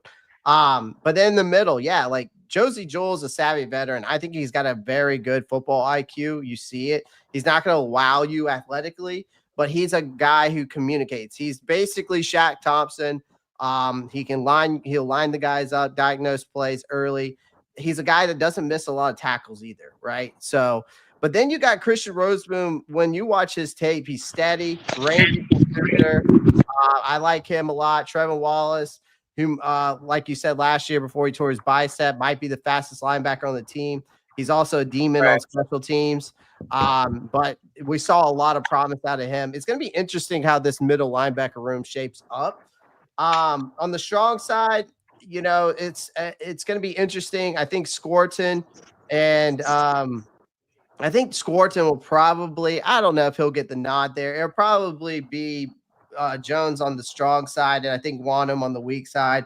It's probably how they're going to do it. But I think until Wanham comes back, they'll probably put Jones on the weak side, and they might even end up starting Nick Scorton. It just depends on how I think Wanham comes along with his injury, right?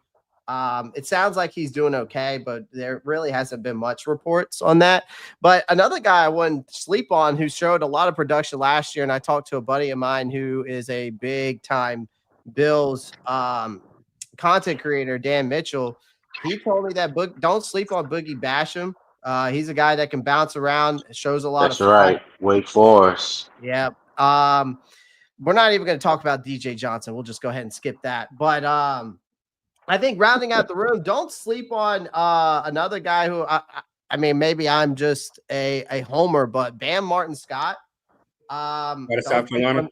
Huh? Out of South Carolina. Yeah, don't sleep on Bam Martin Scott out of South Carolina. And of course, I think a fan favorite. Everybody loves the Ooses here in Carolina. I cannot pronounce his name to save my life, but I'll go for it. I know it's Tusavi or Tuswavi, Nomura, something like that. Tua. Yeah. Tua, yeah. We'll just say Tua Nomura. I think both bring a lot of special teams upside, developmental traits. Those are guys that could definitely keep an eye on as training camp goes forward. But yeah, I think that you got a lot of I felt like our linebacker room went from a lot of patchwork to now having a lot of potential. Yeah. All right, Tone, do you want to stay here or you want me to go back a slide for you? Yeah, you can go back and slide because honestly and truly, I haven't really been keeping up with anything on the pro level. I've been doing a lot of College. consulting work, Yeah. for college and stuff. There's about Mm-hmm. 3 or 4 schools that I do a lot of consulting with right now, breaking down film and stuff like that. So I've been knee deep doing that. So I'm ready just getting back. This is my first podcast I've listened to in about two months. So I appreciate it. You already know because I appreciate yeah, it. So, yeah. so basically, you did, like I said, you love the trenches, defensive line. We were just talking about, the 3-4, which is kind of sort of your D ends, which is linebackers. But I went back for the defensive line for you. Okay. But no, I remember during free agency, one of the things that one of the things that was heavily talked about amongst all Panthers fan content creators or whatever, just how bad the defense was last year. We need to beef up the front seven, especially the defensive line and the linebackers. There was a lot of injuries on the defensive line. There was even a lot of injuries at the linebacker position. I don't think there was one linebacker that played all 17 games last year. There was like injuries everywhere. So I was glad that they attacked the defense. I think bringing in uh, bigger, beefier guys because we know how it looked last year at the nose guard position when you had Shot Tuttle in the middle. Derek Brown going down week 1, so that just put a lot of stress on the defense as a whole. So can't stop the run, can't apply pressure to the quarterback. So everybody's having a field day. You know what I mean? So in free agency, what they do first thing they do, they go out and they beef up the defensive line, which I was glad to see. I know earlier y'all was talking about Turk Wharton, the kid from Kansas City. Yep. I like that pickup. Even though he's on a smaller size, but he's well built. He's very stout, strong at the point of attack, plays with his shoulder square to the line of scrimmage. He's hard to move. He's athletic. He has a great first step. Bobby Brown, the nose guard, that's gonna be, he should be plugged in and playing nose guard day one with Cam Jackson as his backup, the kid out of Florida. Yep. They both 6'5", 6'6", 325, 330. So you got a lot of mass in that front. And then you pair that with Derek Brown and Ashawn Robinson, who towards the second half of the season had a hell of a year, given the talent that was surrounding him. I mean, I think if I'm not mistaken, Ashawn Robinson led the lead. I mean, not led the lead, led the team in sacks with like 5 or 5.5 Yep. for the season. Well, he may not did it. He may not led it for the whole defense, but I know for interior defensive linemen, he had more sacks in a defensive lineman that we had. So still got Ashawn Robinson, Bobby Brown, and Derek Brown. I believe that's going to be your starters. You got some depth down behind those guys. Starting with Cam Jackson, um, the guy that PPP just mentioned, that he couldn't pronounce the name. I don't know if he can read all that good, but yeah, that guy. Uh, but yeah, I like that, and I like the fact that they drafted 2 defensive ends, outside linebacker in the draft. Um, I know a lot of people wanted them to get Terrell McMillan. I was in the mindset of going defense first, just because how porous our defense was last year. But they were sold on tech, but I'm glad they rebounded with the second and third round pick. They went defensive end, and I love the two that they got. Nick Skelton. I watched him at Purdue when he was in the Big Ten. Had a monster season his sophomore year. Transferred back home to College Station because that's where he's from. Went to Texas A&M. Didn't have as good of year at Texas A&M as he did his last year at Purdue, but it was still disruptive, still productive. Um, Prince. Yeah, Prince. I'm not even gonna try to attempt that last name right now. 1:30 in the morning, where I'm at. But No, yeah, Prince. no. Go ahead and attempt it, please. No, yeah, no, that's okay. I'll pass. Yeah, but I didn't know too much about him, but going back and watching some film on him because I actually got access to where I could watch some actual game film, not highlights. Hey, he got some things in his tool bag.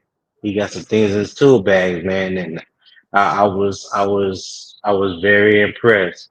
Um, what he did at Florida before he even transferred to Ole Miss, you know. So the production on at both schools, same with Nick Skelton, production at both schools, Purdue and Texas A&M. I think those young guys are going to be hungry.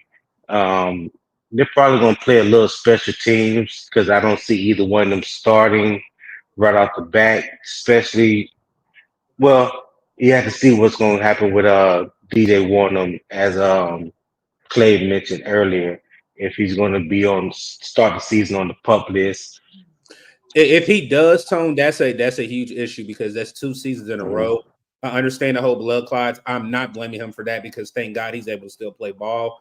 But mhm, that does put a question mark on a particular player that I think um, Dan Morgan could have did a better job of actually looking at where we could have had somebody else in the free agency department. But at the end of the day, I'm not going to put a lot of blame on him because I do think he's going to be healthy. I do like the approach that we're going mhm. with, not just forcing people out there. Like, let's make sure you're 100%, and then we go into it. So I do agree with you on that. I'm hoping it's not the Pope. If he doesn't come out the gate on practice and practicing, then that's a cause of concern. Yeah, yeah. So maybe I'm confused. I was just lost in the sauce a little bit. When did he get hurt again? It's a Didn't he back. finish? It's a back. Didn't he finish the year? He finished the year, but he had a back. He had like a little back flare up.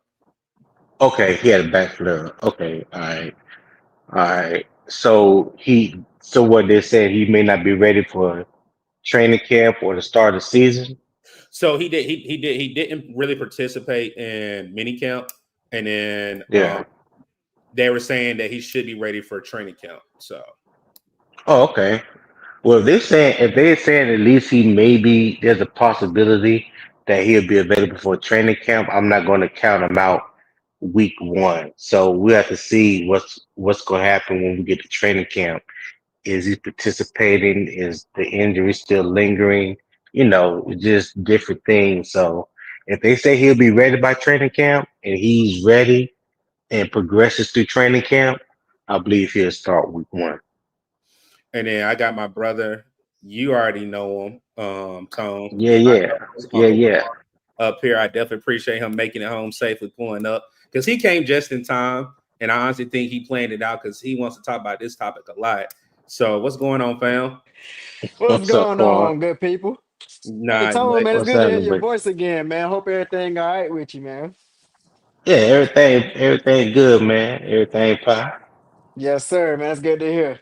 No, I'm Yes, sir. assuming go you about to pull up this ahead. weak ass Go secondary. ahead. Go ahead. Go ahead. No, go ahead and talk about it. You came in right at the right time. So go ahead and then in Oh tone, man. I'll go after tone, or I can go after you. Go ahead. So, but before you go, so the question that I have is with the revamped defensive front, can the secondary do their part? I already know your answer, Quan, but I'm just read a couple of names that I know that will possibly make it that I see, which is obviously JC Horn, Mike Jack, Chai Smith Wade.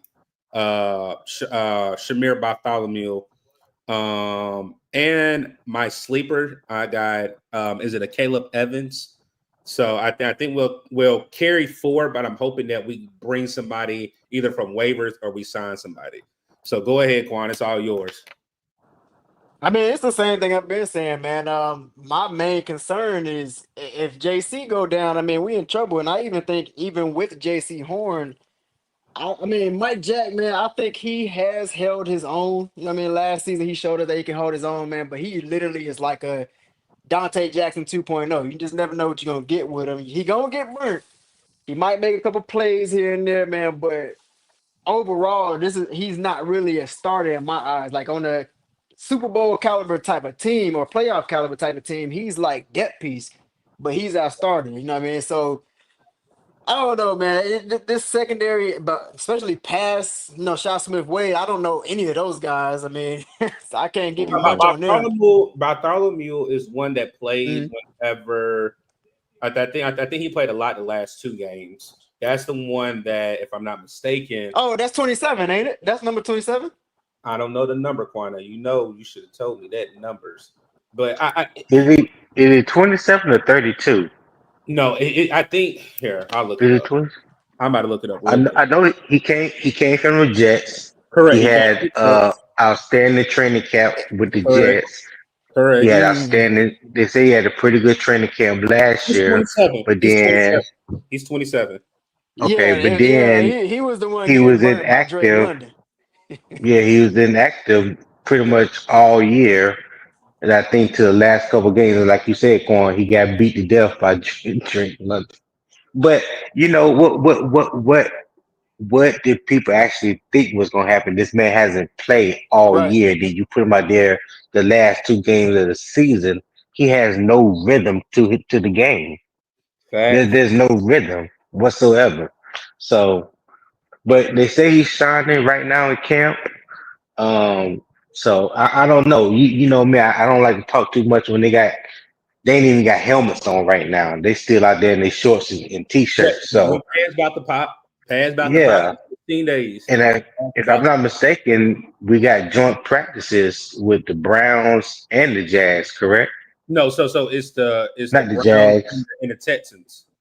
the Browns and Texans. Yes, So sir. I'm glad that we get a early glimpse of seeing what the defense and the offense can look like going against other competition before the regular season. So I'm glad they got 2 joint practices this preseason. So we'll see when the pads get to popping. It's hard to say just looking at what's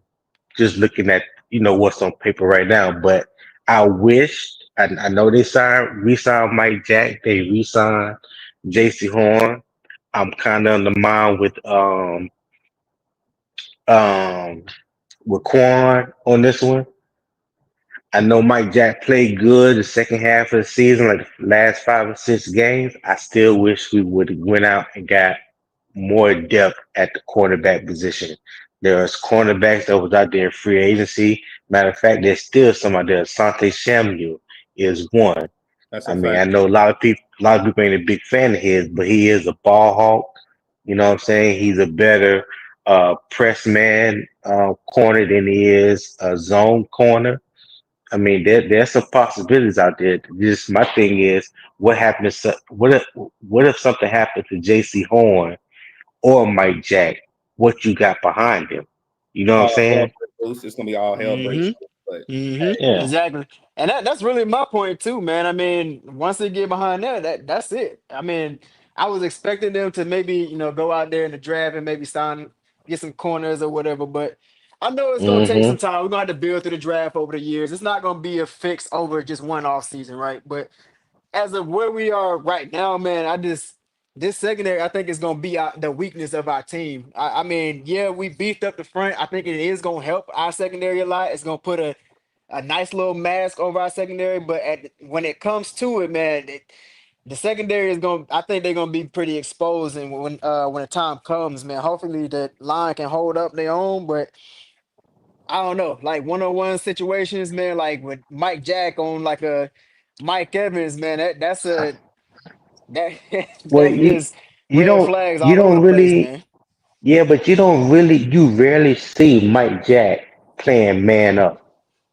Mm, You rarely see him playing a lot of man.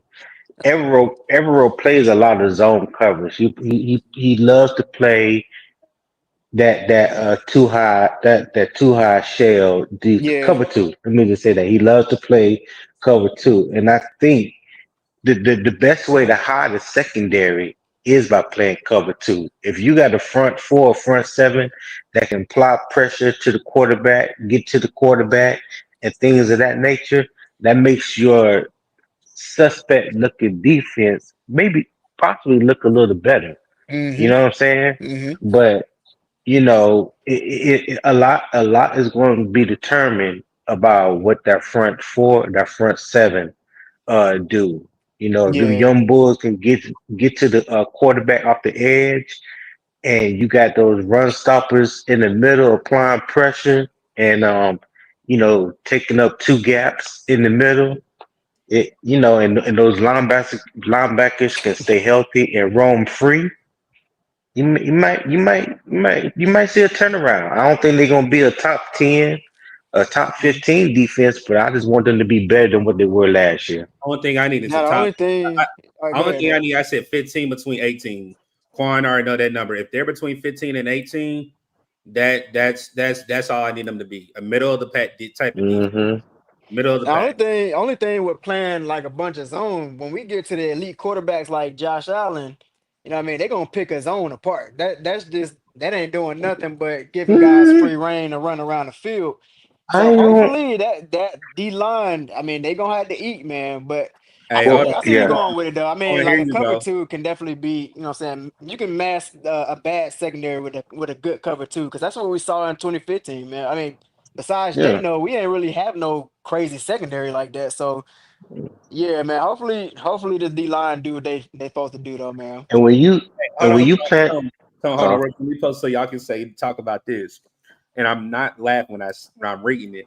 Man, we sat here and watched Ray McLeod does Mike Jack. And he's third and fourth string. So, Yeah, like I said, it's not funny, but again, I think it helps when the player's in a system more than 1 year. Mike Jack's strength is not man coverage where JC Horn nah, is. He does right, need that safety over the top, but right, I do think competition is going to help. And what everybody's saying, Chai Smith Wade, which Tone has said whenever we drafted him, he played outside corner at Washington State. We moved him to nickel. That's only going to hmm, help where you have a player that can contribute not only on the outside, inside, and the safety room. He has versatility that's going to help this defense. So yeah. go ahead, Tone. That's all. I But just want to point that out. yeah, with that, I don't want to see Shaw Smith Wade playing safety. That's that's yeah. just like you moving him from outside to the inside. That's not a natural position for him. That's nothing that he played at Washington State. He Mhm. never played a snap at safety at Washington State. That's a He didn't fact. even play a snap at nickel at Washington State. He That's was a fact. outside corner. He didn't play nickel to the Senior Bowl last year. So there was going to be some growing pains with him at the nickel position. But let's talk about the safeties for a minute. Here you go. Here you Do, go. don't you Pull it up. Tommy, pull it up for you. Go ahead. do y'all feel like just with Trevor Moore and his name Lathan Lance Ransom. what's his Lathan Ransom. Lathan Ransom. Lathan Ransom. To me, that's already better than any safety combo we had last year. There was so many screw ups and missed assignments from our safeties last year. I just think with these two guys, with Trevor Mooring being versatile, he could play in the box, he could play single high coverage. Latham late whatever his name is, Ransom Latham. He's the same way. So you got some versatility, some scheme versatility with some safeties. They both will come and knock your head in the dirt. You know, they both can Ford's still here too. cover. Don't forget, Damani Richardson is still here too. And Damani Richardson. So I think, like I said, with that cover two, that Ivero likes to run a lot because you don't like to get beat. You know, you don't want anything to beat you over the top. When you got guys like that and you can keep the ball, the ball in front of you, the receivers in front of you, and sometimes you can blitz these guys on blitzes, third and long and things like that. I think this safety position is a little bit stronger than what it was last year. I just wish we had some more depth there and at corner. And the Eternal, I don't know if I said thank you. I appreciate you for that super chat as well, man. I definitely appreciate that. Quan, go ahead.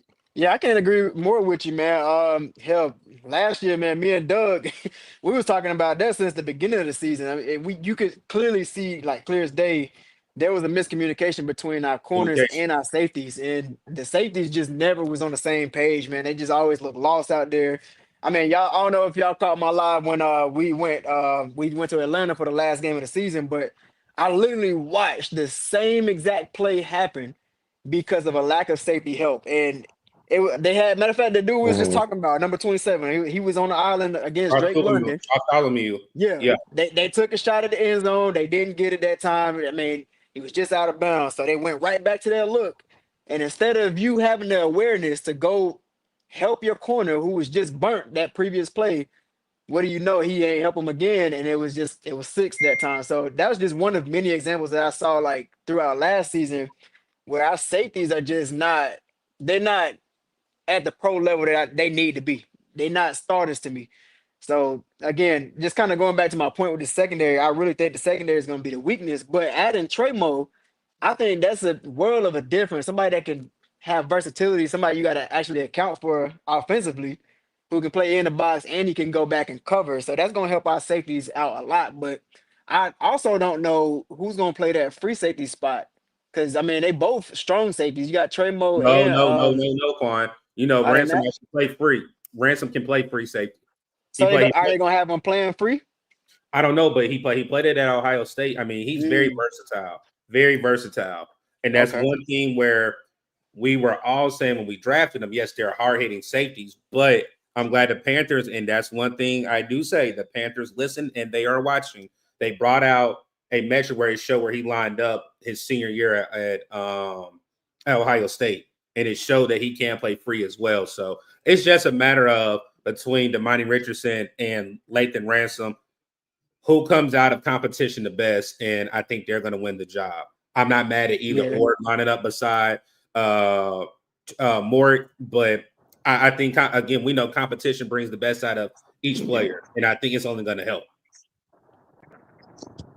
Yeah, that's a breath of fresh air to hear though that he could play free too. So Yeah, but the yeah. only That's thing with that's that, like if he end up starting, how much can he contribute as a rookie? You know what I mean? Like is he gonna be an immediate impact? Is he gonna need some work? I mean, I don't know. well. I Like it's think just we just gonna offer potential at this point. But it's better well. I than think what we had. I think he. I mean, he is a rookie, but I think he's like a 2 or 3 year starter at Ohio State. I think Correct, he he was a was. 4-star recruit Yeah, coming out of high school. I mean, the guy's a pretty smart guy. Um, So I guess that time would tell with that. When you get into training camp and playing in these preseason games and things like facts. that. I mean, even if he ain't ready, say that he's not ready week one. You could put Damani Richardson back there. He played in the system last year. I mean, I feel comfortable putting Damani Richardson back there with Trevor Morgan. You know what I'm saying? I mean, Yeah, quiet as kept, I think Damani Richardson played better than any safety that we had last year. Yeah, yeah. yeah.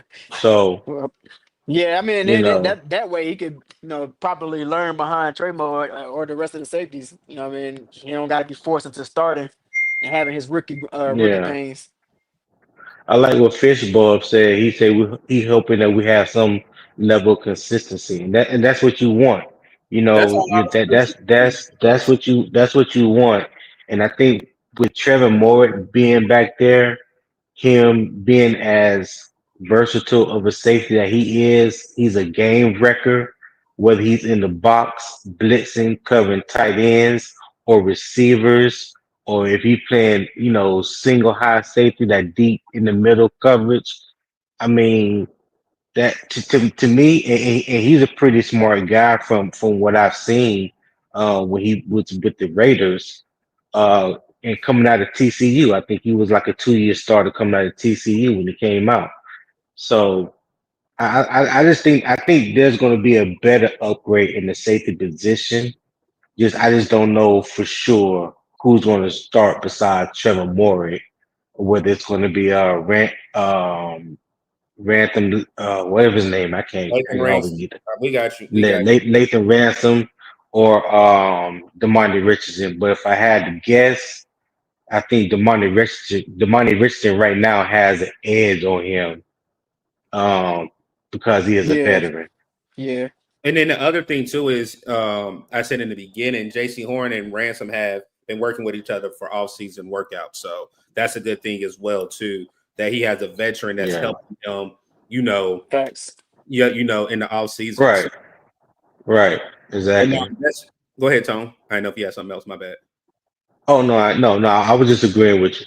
Oh, but no, man, that's what we got, man. Like I said, training camp preview, 16 days away.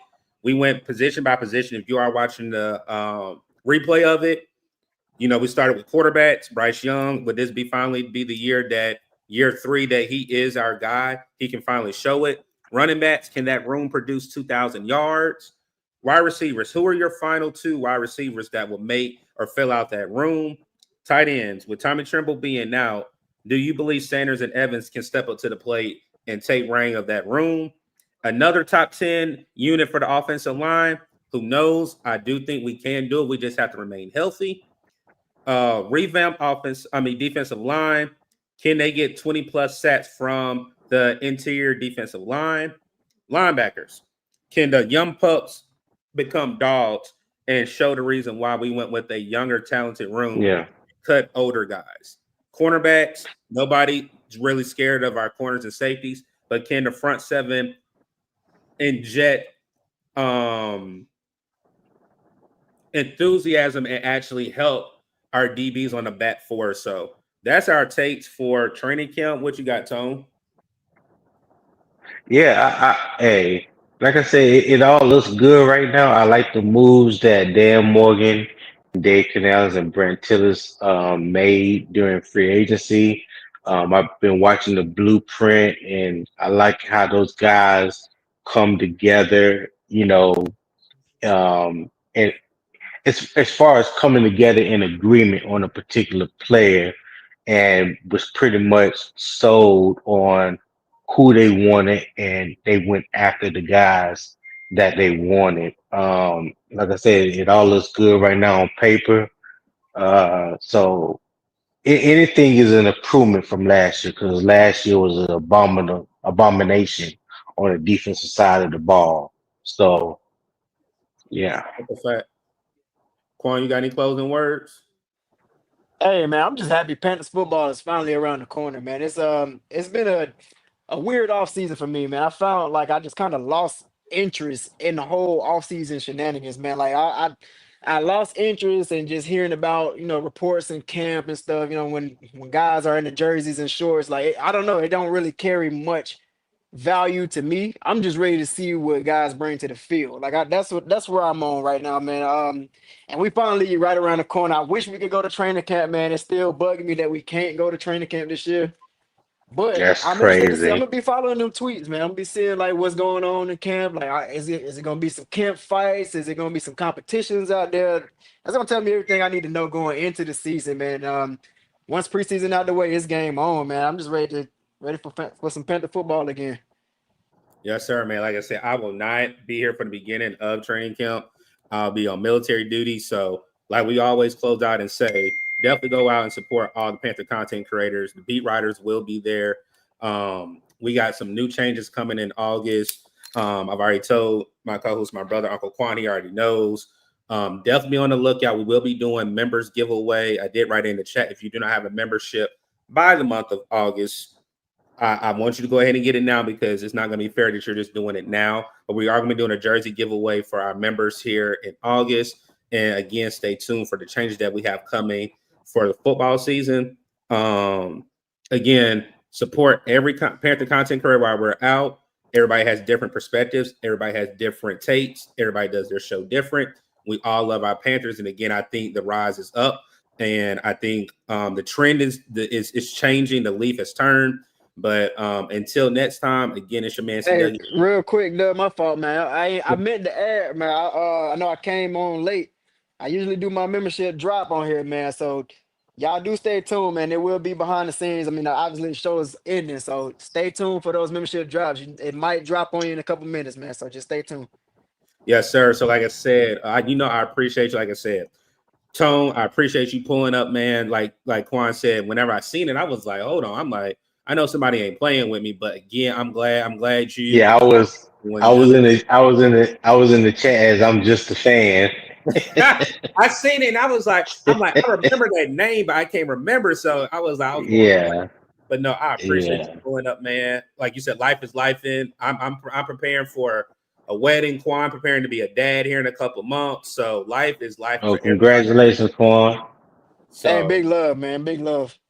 Again, like I said, everybody take care. Everybody stay safe. It's your man C Doug here. What's up, Doug?